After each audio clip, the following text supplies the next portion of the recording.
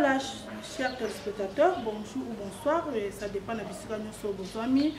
Le long na ebisa kibino na koya koluka monsieur Ale Bolojwa o ya koya na plateau na biso to meka un peu kolobela makambo ta koleka le 15 septembre ta koleka pour la saison budgétaire et puis to meka sous ko betela c'était na makambo ya insécurité na kati ya ville ya Kinshasa ou soit na kati ya RDC Mobimba insécurité ekomi makasi yango na plateau na biso monsieur Ale Bolojwa azanga kite koleka aza na côté nanga. Bonjour monsieur Ale Bolojwa. Bonjour maman Nangai, bonjour Nabalandi. En tout cas, merci pour l'opportunité de vous passer sur la mouka. Merci de ce que vous avez fait sur la carte à plateau na biso. Monsieur Ale Bolojwa toye un peu to meka ko sala mo analyse na ligne ya saison budgétaire tant que le 15 septembre oyo to ligne to meka pe ko sala analyse na yo. Yo pona yo omona kango ndenge nini. Eza na mokaka eloko moko bazake na ko umbela ba population to eza eloko moko oyo ndenge ekoleka na ndenge ya ndenge balobelaki. Bon, la pratique parlementaire et surtout dans notre pays, il y a 2 sessions par an. On va bien une session ordinaire. Session en liposulte à la session en mars. Il y a mis la session en septembre. Session en septembre, ils allaient au babengi session essentiellement budgétaire. Il a qui va l'obéir à budget. Mais la qui c'était qui va l'obéir à budget. Tant que bazongaka après vacances parlementaires, tant que bazongaka au niveau de septembre le 15 précisément, va l'obéir toutes les questions au bavida qui étaient en mars. Ce qui va monnaie que entre mars et septembre, il y a des questions épineuses et que il a occasion à convoquer la session extraordinaire. Je me souviendrai qu'il n'y a pas longtemps, après session ordinaire, il y a mars, va prolonger justement par rapport à la question de la COVID-19. Il y a une session extraordinaire. Il va évoluer qui n'a pas question qui est essentielle pour la bango surtout en termes de la loi par rapport à qui riposte, la politique à riposte pour remettre fin à la coronavirus, bien que s'il était. Mais la session en septembre est la session parlementaire où il allait essentiellement sur le budget, justement parce que le budget, il faut ça vers la fin de l'année pour l'exercice au Yokoya. Net en 2020. Il faut tout ça le budget, il y a 2021. Mais date il y a malam, il y a aussi le budget à 2021, il allait à la fin de l'année, il y a 2020. Parce que la fin de l'année à 2020, tu as la température. Il y a l'économie, il y a beaucoup de évolué. Par rapport à la promesse, il y a un budget entre le mois de septembre et le mois de décembre. Parce que c'est sûr, et aussi à le mois de décembre, les 15. Ce qui va ici, les députés vont créer des vacances parlementaires. Dans le mois de mars. Or, le gouvernement a utilisé le budget, la loi de finances, où l'essentiel est le budget, a utilisé la loi de finances, pour d'abord mbongo ya l'État ici et puis à cause ça dépenses déjà à partir du 1er janvier na 1 heure déjà dépenses publiques toutes les dépenses au va ça na 2021 le bac qui ont déjà na budget budget ce qui va ici quoi adopter parce que il faut pas que nous déposer d'abord projet du budget. Projet à budget qu'on a dans le gouvernement. Mais avant Yango, il faut passer à la reddition des comptes. Analyser le rapport, il y a cours de compte par rapport à budget, il y a 2019 et 2020. Premier semestre surtout.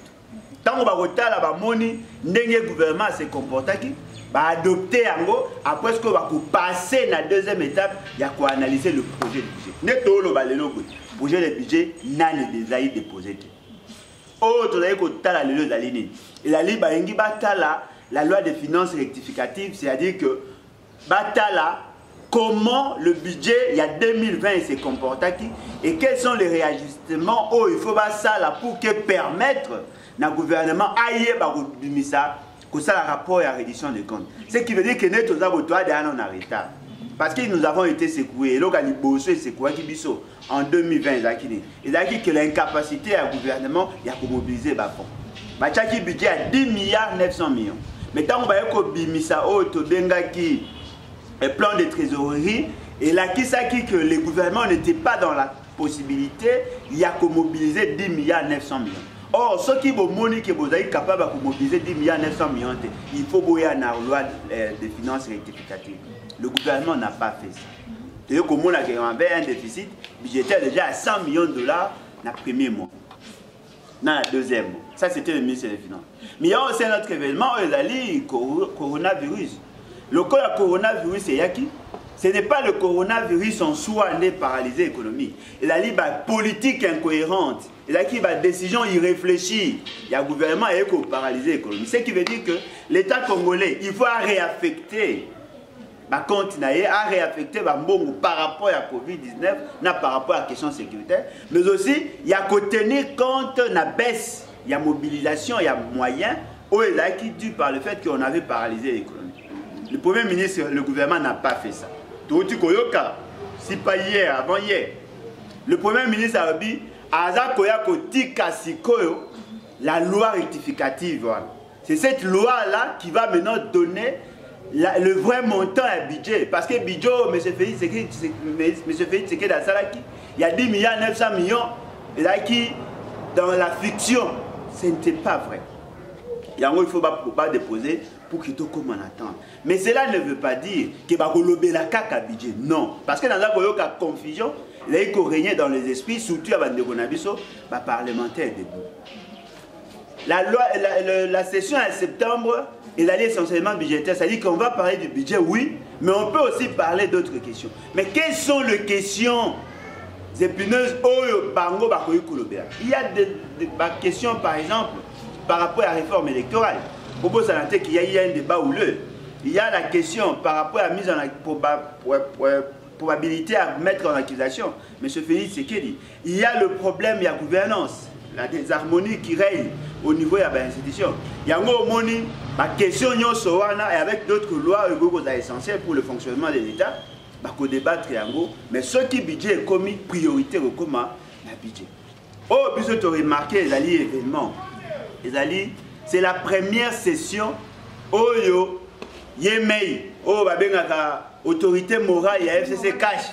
Non, autorité morale. Il y a FCC cash, madame. Vous voyez qu'on a un protocole au component. Non, mais au FCC cash. Il y a M. Félix et les autres. M. Félix, M. Kabila a participé à la session. C'est-à-dire que dans l'ouverture, M. Kabila a yaki. Et là, qu'on a remarqué par rapport à l'événement, c'est-à-dire que le protocole va considérer comme sénateur T, va considérer comme sénateur invité, va considérer comme le chef de l'État. C'est-à-dire que pour Nabango, M. Félix, M. Kabila, Alali Mokonzi, il y a Tambo Mwamba, Alali Mokonzi, il y a Mabunda, Alali Mokonzi, il y a Premier ministre. Il n'y a pas ça qui pour les Canisiouanes qui va considérer que le quoi chef de l'État. Non, mais il suffit. Non, mais il suffit seulement de voir comment il a été accueilli et puis comment les choses ont été organisées. Parce que dans le protocole de l'État, ce que Omoni Moutafandi, à droite, il y a président de l'Assemblée nationale. Ce que Omoni à gauche, il y a président de l'Assemblée nationale, le Premier ministre Afandi, c'est-à-dire que dans l'ordre protocolaire, Moutou Afandi à droite, il y a président de l'Assemblée nationale à la liste supérieure. Parce que la position de Moutou par rapport à siège, il a qu'à fixer qui il est en réalité par rapport à Moutou. Dans l'ordre na bango, M. Kabila a yaki dans la première position, deuxième position Mabunda, troisième position. Or, Mabunda, au regard de la disposition constitutionnelle, elle a la deuxième personnalité à pays. C'est-à-dire qu'après le président de la République, c'est Mabunda. Après Mabunda, président du Sénat. Après président du Sénat, le Premier ministre. Après le Premier ministre, c'est le président à la Cour constitutionnelle. C'est comme ça que la classe on a charpente institutionnelle. Mais dans le cas où M. Kabila a eu la première position. Or, le chef de l'État est le président de la République. Parce que nous sommes juxtaposés les deux fonctions. Contrairement à d'autres États, j'ai un exemple. Il y a un pays local à l'Iran. Moutou Azali, président de la République, n'est pas nécessairement le chef de l'État. C'est-à-dire que le chef de l'État, il a l'autorité morale de l'État. Il a l'autorité. C'est-à-dire que ceux qui ont accumulé fonction ya président de la République, na chef de l'État, et là qui c'est à la moto ya Yambo. Mais au Congo, dans un État atypique, M. Félix Tshisekedi apparaît aujourd'hui comme président de la République, mais M. Kabila apparaît comme chef de l'État. C'est-à-dire que nous pourrons appeler une dichotomie. C'est-à-dire que bien que Zali Penza na moi makalisnenge moko, mais il y a une différence à Makas. C'est-à-dire que M. Félix Tshisekedi, au-dessus de M. Félix Tshisekedi, il y a une autorité. Oh, il y a une institution qui a se soumettre nango, mais sur le plan formel, la personne n'a pas de fonction, n'a pas de qualité. Ce qui veut dire que nous sommes de l'eau. Il a eu qu'on mettre à nu. Mais pourquoi M. Kabila Zongi? Aligné d'abord à renforcer l'assujettissement à M. Félix Tshisekedi. C'est-à-dire que dans le message à M. Félix Tshisekedi, que dans le rappel de troupes, reconnaître comme leur autorité. Le corps a une maîtrise de l'Assemblée nationale et de la Sénat. Le corps a détourné l'État, la Constitution. Je suis capable de réduire la simple expression. Et il y a un message à lancer pour nous dire que Keba, ce que Sakani n'a pas enclenché l'article 166. Il y a un message à Tindeli. Il y a un niveau de l'IDPS, il y a eu agitation. Comment M. Kabila, comment ils sont agités? Parce que M. Kabila a la maîtrise de tout. Il y a aussi un autre élément, il faut voir. M. Bahati Lukwebo, il est à Tengamaki. Liboso Zaki na makanisi na bango ba sangana na caméra pour que ba dégager majorité na niveau de l'Assemblée provinciale pour que ba gérer l'Assemblée. Mais aussi la kisa qui est na bateau bayaka wa mindele la kisa qui non voilà la communauté internationale soutient Félix Tshisekedi bo sangana et bo dégager une majorité parlementaire à partir à débouchage. Hier Boulagi qui a kokende. Tant que Kabila a compris, il a déjoué la stratégie. Il y a Osama Kimi qui est ambassadeur des États-Unis, a déjoué la stratégie wana, a créé ce que Moutoumousous, au Tobera qui n'est n'encoule. Ce qui veut dire que le conflit na bango est paralysé Mbaramoko, FDCA, mais c'est Bahati s'est senti faible. À Kanisa qui est venu, c'est qu'il a intervenu, le lot va beaucoup de Kabila. Bobo Santé mort le baki, je n'ai jamais eu de problème avec Kabila, c'est son entourage. Le lot net vous avez collaboré. Où on est allé message au balancer M. Félix Tshisekedi, baligné qui a plus assujetti par rapport à la idée na bango, baligné va réduire, il va la qui sait que il faut respecter deal. Mais deal na bango ezani, deal na bango ezali. On avait besoin d'un porteur. Moutou a joué au rôle à chauffer Kiti. Après, Mokonzio va bien Ayatollah Kabila a remplacé Zonga. Yango Moni, il y a une proposition de loi, il y a une proposition de pour que M. Kabila Zonga. Voilà. M. Ale Bolodjoa. Honorable Ale Bolodjoa. Nayoki Olobi que ezalaki kaka moi eloko moko ba chauffer Kiti pour l'Obiokuna Joseph Kabila Azonga na place. En tant que vous assure que Kouane Koki Kosimba que Joseph Kabila Azonga sous. Maman Ngai, ce qui est Kosimbaté par la force ou la volonté à M. Félix Tshisekedi. Ce qui est Kosimbaté, c'est par rapport à l'engagement, à la détermination, ou sinon l'esprit, il y a révolution aux populations à cause de non. Parce que nous, il faut voir. Un ballon d'essai, que non, voilà, il faut que le président de la République soit élu au suffrage universel indirect. C'est-à-dire que les députés vont voter président de la République. Si nous allons dans cet aspect de choses, vous remarquez que M. Kabila a plus de chances. Parce que ça va député belé, député c'est nécessairement voter parce que il y a l'autorité morale. Pour les députés, même. Ceux qui Kabila sont à gauche, à gauche, à droite, à droite, à liboso, à zima. Attention, parce que Kabila a eu le coup en Zambé. Et pas d'abord. Pour que si matin, il faut que la population atteigne la démarche. Et puis démarche, M. Zali, il y a que ça la nuance pour que les élections soient organisées dans le contexte où il y a occupation. C'est-à-dire que M. Kabila n'a pas parrain, le Rwandais, le Burundais, le Ougandais, tous ces gens-là, ils n'ont pas ça, même à l'élection en Bangu pour que l'élection soit contestée. Parce que l'élection est contestée, l'élection est soumettre le pays à un niveau, à un degré de fragilité à ma casse. De mauvaises élections veut dire les institutions instables.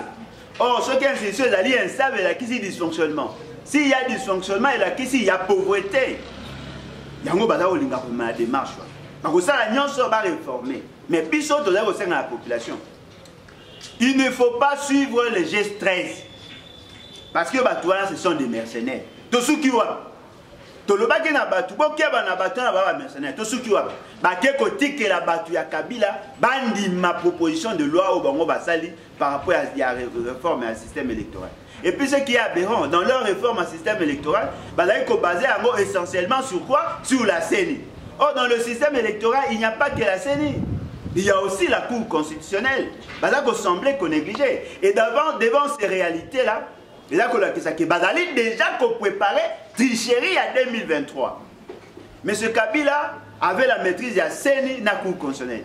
M. Félix, c'est qu'il se bat pour avoir la maîtrise de la CENI dans la Cour constitutionnelle. Mais ce qui est vrai, rien ne nous garantit que M. Félix, c'est qu'il est capable, au balobakana économie, la capacité, au-delà de la capacité. C'est-à-dire qu'au-delà de la capacité, il faut avoir la capacité. Il n'a pas cette capacité-là. Tant que tu as une réforme, bango bazali majoritaire. Bango ça a makambo taillé sur mesure pour l'avantage à Kabila. C'est que nous appelons les politiques kabilo-centrées. Si quand on a repimé la loi, c'est cette loi-là qui va maintenant organiser les élections. Ce qui veut dire que M. Kabila a plus de chances. Mouto a connu qu'on empêcher M. Kabila à atteindre l'objectif. Il n'y a que la population.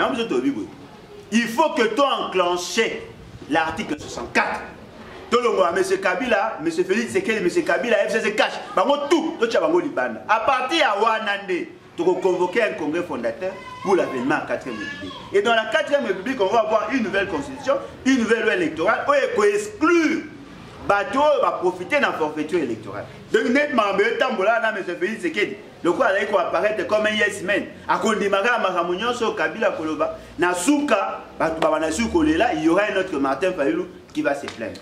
Voilà, honorable Alain Bolonjoa, on a deuxième question de l'histoire, donc on va analyser en Bokaka.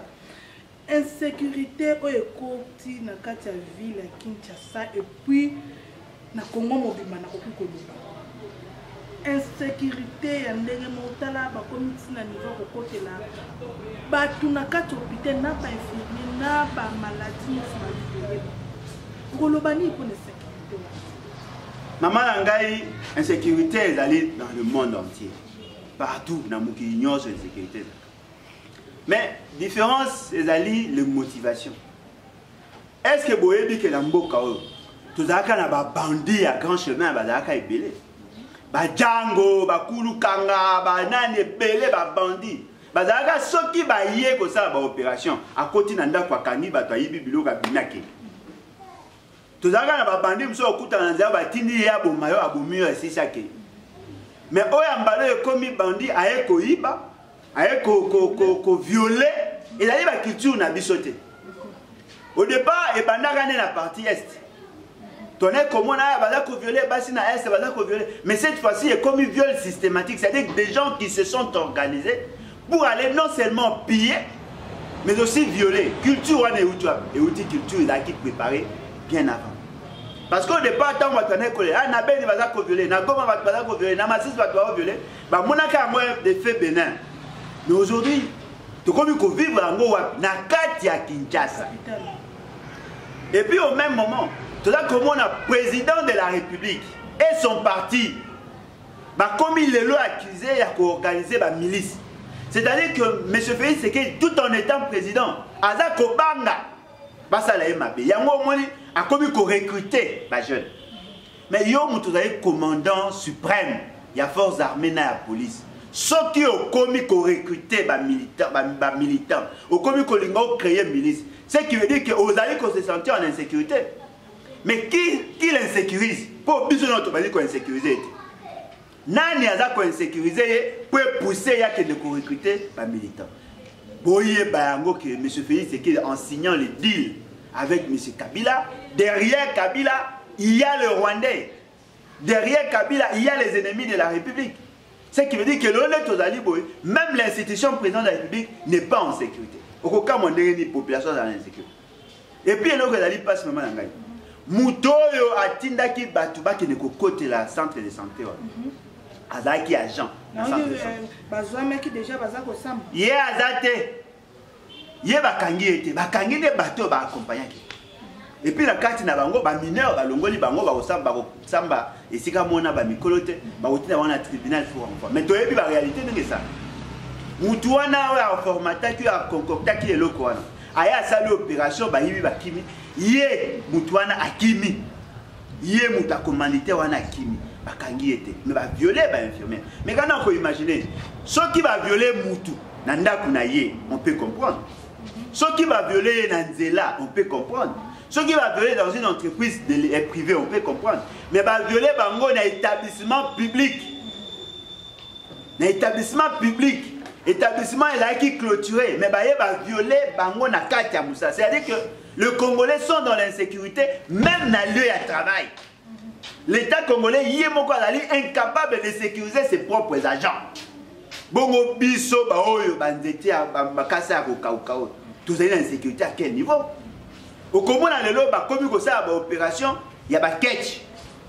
Quand ça va dans un taxi, il neutraliser, il va piller, comme si il va enlever, comme il y a un rançon pour qu'il va libérer. Ce qui veut dire que le pays est allé penser à couper à couper. Mais pourquoi? C'est justement parce qu'il y a un problème avec le commandant suprême. Bokonzo ya Kanyaka Oyo, Azaï dans l'incapacité de se sécuriser, comment arrivera-t-il à sécuriser les autres? na batwana basala crime okosanga komona moko te aza FARDC eli koloba eza kaka ba soda na biso ou soit eza kaka batu oyo baza kotindama na ba soda na biso mama na ngai ba konzi na biso mama na ngai l'insécurité na Congo est comme généralisée. Ceux qui ont moni d'abord toke dans ma question yo lobi wana soda policier. Il faut me poser d'abord une question. Bazaka recruter ndengeni. Yami balé, bazaka former ndengeni. Yami sato, bazaka motiver à quel niveau? Yami nei, ba encadrer kabango ndengeni sur le plan psychologique. Parce que sur okei na kati, ya makambo ya Congo ndongo za komona. Ba soda na ba policier bazali ba victime ya mauvaise gouvernance. Est-ce que vous avez imaginé dans Mboka Congo de tout lelo? Un colonel touche 180 000 francs. Tant que nous avons comme ça, on a 240. Mais on a touché 180 000 francs. Équivalent pratiquement à 95 $. Un colonel, haut officier militaire, 185 000 francs. Soda Molongo, on a à peine à 100 000. À peine, na 100 000, soda molongo 100 000. 100 000 fois d'ailleurs, tu m'as $50. Sécurité et bandi, bisika oyo paiement na bango ezali bien te, et koti si moi moyibi na kati. Maman nangai, mais quand on imaginer au pesi mutu munduki na masasi, ye moko ayebi place ba ko soma masasi ya kobakisa. Au pimeli teni, au pesi ba botine te, il faut ye moko luka ko nokosomba. Ba koma ko somba minduki, ba sapatu na ba teni na bango, bango moko. Bateau bazali na avantage ezali bateau bakendaka neti par exemple bazwi bango détachement ou bien bazwi bango na cadre ya ba défilé bango ne bana moins chance soki bakopesa bango teni même soki kopesa bango une fois l'an teni moko na mbula mba elamba oyo lataka chaque jour soda lataka teni na ye chaque jour opesa ye moko emone pasuka ekoma na babibolo babamba ekoma soda ala kotamwa sabate efungwama lokola ngando. Justement parce qu'il y a une mauvaise gestion. Nous avons des gens qui peuvent produire des tissus. Vous avez un bateau, la société, il y a des tenues. Ça existe, il y a des ateliers. Mais Moutouana au PCS 100 000. Maman Nangaï, ce dossier est calculé grossier. Pour les Congolais moyens, toujours par rapport à la norme. Balobi Moutouana a dépensé moins de $2 par jour, à la ligue considérée comme pauvre. $2, il y a bloc à voler à Moutou. Mais soda minimum à 5 personnes. C'est-à-dire, moi si le minimum, le ménage moyen, ils allaient 5 personnes. confirmer que bana bakotanga gratuit. Mais bana ba parents bazo signer bulletin pour na nini pour moi ba frère ba té oyo il fallait qu'il ba futa donc ezo senga ko futa nyongo wana ko ko pesa olobi combien monsieur le bolodjo. L'année passée, on va dire gratuit. Oui. Mais les parents vont négocier avec l'école. Oui. Ça, c'est le ministre qui l'a dit. Oui. Les écoles vont dire pour signer un bulletin. Il faut foutre d'abord Minerval et Akala. Donc Minerval l'année passée pour signer. Les parents vont foutre. Bayokana qui n'a pas école, qui va foutre un montant, bayokana qui a 240, va foutre 50, 40 dollars l'année passée. Au foot, au habitants. Mais cette année, ils ont sous la tête que vous négocier, va fixer, va le confirmation 30 dollars, c'est-à-dire 60 000 francs, Minerval 240. À partir de 240, il y a une base de négociation. Soit vous négocier, va maintenir, soit va bakisa. Wana elingi koloba était l'État na biso eza capable de futa ba professeur te soit na année passée futa ki bango te yango wana toye kokota na makambo na année oyo. Maman na ngai question elle claire. Na ngina il savait pas tout clairement. Année passée il n'y a pas eu gratuité, on n'a pas payé les enseignants. Les enfants n'ont pas bien étudié, ba lekisi ba classe na kanai. Oh, mon a bimi na 71%, 64%. Basali moyenne il y a premier trimestre. Ne ba bimisi mwana leki batagite et puis ne tolo baboy sur 600 000 enseignants o ezaki ba mbonga ba émarger na budget de l'état o ba mso ba ki prise en charge par l'état ba mso ba ki prise en charge par les parents. Monsieur Félix c'est que na réforme na ya nyamunya moya ya ki nango ya roboma système d'enseignement il y a eu 340 000 enseignants non payés jusqu'aujourd'hui o ba bengi ba nouvelles unités na ba non payés aka au lieu que ba régulariser situation na bande ba na mois de mars. Basali a moté, va recruter de nouvelles personnes au sein des partis politiques. Je peux vous en citer même les partis. C'est-à-dire, il y a une question, il faut tout se poser. À quoi ça servit la gratuité? Le ministre a saigné na bango, a payé bango circulaire, et là, ils doivent négocier avec les parents parce que l'État ne sera pas en mesure de prendre en charge le fonctionnement des institutions. Ce qui veut dire que l'enseignement qui est gratuité, enseignement à l'ONG. Les parents vont payer. Les parents vont tendance à kolongola pas na école publique, privé parce que na privé au moins avantage ils beaucoup qu'on négocier na promoteur école pour foutre en dame. Mais pas na bango il faut foutre par trimestre. Ce qui veut dire que le problème est là qu'on se poser. Balingi ba boba noyau ba boma mutema ya Congo parce que l'avenir du Congo c'est la jeunesse. Et cette jeunesse doit être formée. Ma bébé c'est éducation, bango na position moro attentisme, la jeunesse congolaise, les jeunes congolais, comment bango tout pour la quasi majorité des mendiants, bango quand il y a des activités, bango na souka pesa 2000 francs et au finish on n'aura pas une jeunesse qui sera compétitive pour faire face na danger mondial. C'est ça la stratégie. Toyebi déjà makamnyo so. Merci monsieur Ale Bolodjo, malobano ya su des alignes. Malobana o na lobana peuple congolais ali. Nous avons le malheur ya kozwa mokozi loko à monsieur Félix Tshisekedi. Nous avons le malheur ya bateau balaye ko se soumettre na ba caprice ya Kabila. Et nous avons le malheur d'avoir un voisin comme le Rwanda qui apparaît plus intelligent que nos dirigeants. Ceux qui bozana posamboka et s'affranchir, il faut avoir de bons dirigeants. Des gens qui ont une grande vision sur le Congo. Pas des gens qui ont une vision court-termiste. Oh, on a présent. Le tolo baboué. Tokomi kobeta un débat élection 2023. Mais 2028, 2018 aussi c'était. La question de la population n'a pas résoudre. Monsieur Félix, qu'est-ce qu'ils veulent faire? Je vous informe déjà. L'ambassade des États-Unis n'a sorti à audience pesa qui est na monsieur Nani Azarias Urubeo. Alors clairement nous devons résoudre définitivement la question à Baba Nyamulenge. Netolo balelo boy.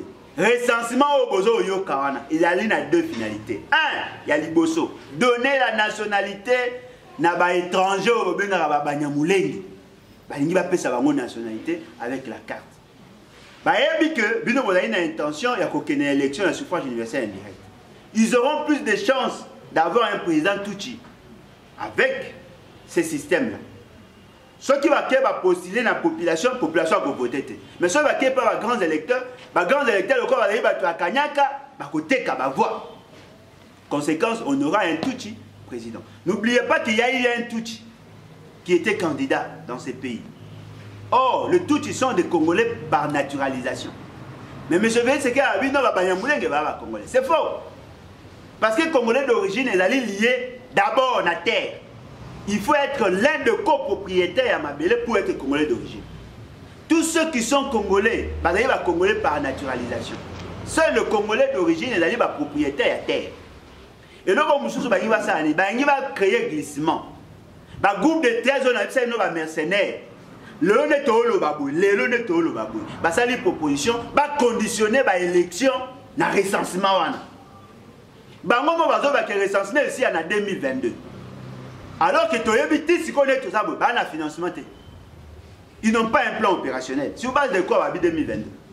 Nous savons que nous pouvons le faire en moins de temps que ça. Mais bango ba na poste ba conditionner parce que bakoyebi sabino que glissement les akoya na ba bango ba ko préparer et à justifier par rapport à cette situation.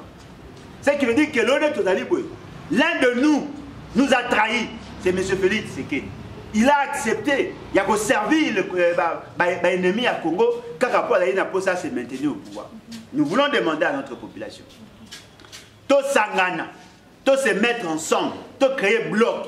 À partir de Wana, enclencher l'article 64. Il faut tout le monde, M. Félix Tshisekedi, M. Kabila, FCC cache, tout le Liban. À partir de Wana, tu peux convoquer le Congrès fondateur pour l'avènement à 4e République. Nous avons le peuple congolais. L'Ongola Kobanga. Ngonga Kobanga ici est l'équipe.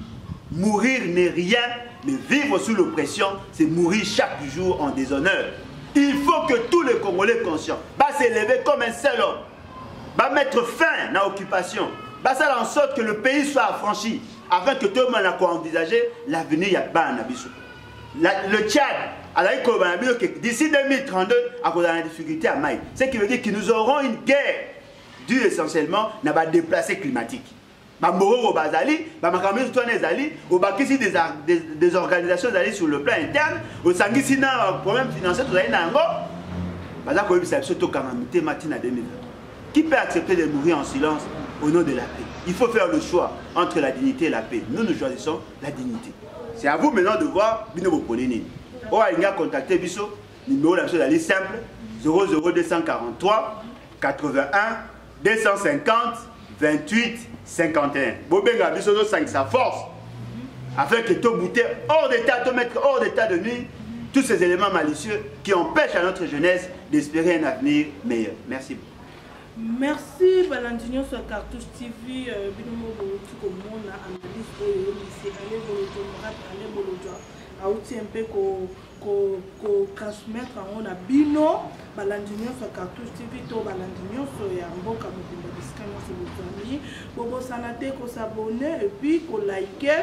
Bobo sanate ko partager comme d'habitude. Tokokuta na isusu na mesiale Bolodja na ebi que chaque fois botinda nga toujours kana zonga pas aller Bolodja na banzi semaine o te semaine o toko banda kuna toko zonga isusu et pas aller Bolodja to meka isusu ko développer. Merci na ba onyoso ba kamba kanga et puis merci na cameraman nangai na question, merci beaucoup na Mukamba Mubibia balobi le maître Mukamba Mubibia na question de bisika ozwami et bongo tokutani balasi. Seuls les imbéciles ne changent pas, tout change, tout évolue. Seuls les imbéciles ne changent pas. J'insiste, je persiste et je signe. Les ennemis de l'Afrique, ce sont les Africains. J'insiste, je persiste et je signe.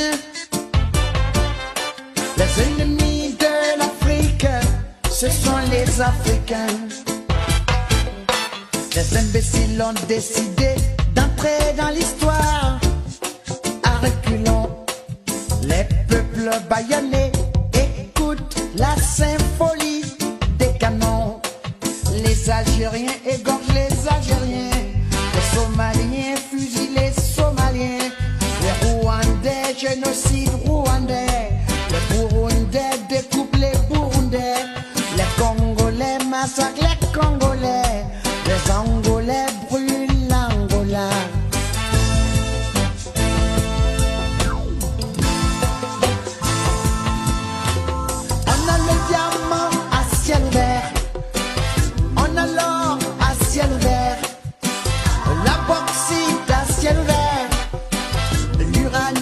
à ciel ouvert.